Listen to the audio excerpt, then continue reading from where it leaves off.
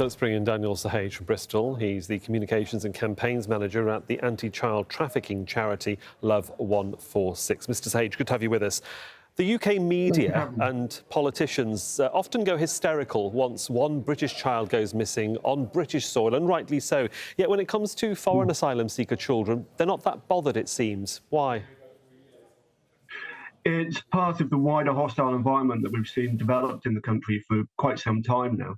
They treat children who are born overseas, children coming via channel crossings, in a completely different way than they would do if the child was British. And that obviously goes against every child protection standard that we have in the country.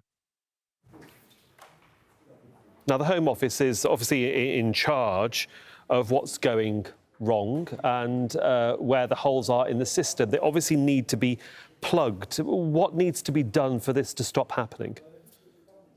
Well, first of all, they need to stop using the hotels and place children within the existing child protection framework. So that's under local authorities, for example.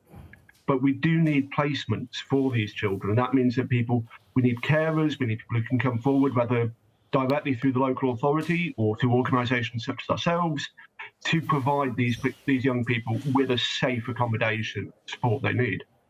One gets the impression that children that are looking for asylum, either travelling by themselves or with adults, come from different countries, different continents, with different languages. Would that be the correct generalisation, or are there particular nationalities that are being targeted or going missing in particular? In this particular case, the majority appear to be Albanians. Now, Albanian young people are one of the highest at-risk groups of being trafficked as children in the UK. But children can come from all over the world. We've seen Afghan children, Vietnamese. So it's a global issue that we're seeing with trafficking in general. How easy is it? We heard in Jonah's report that children can disappear very quickly. How easy is it to recover them from the situation? Have you had any experiences of being able to recover children from these scenarios?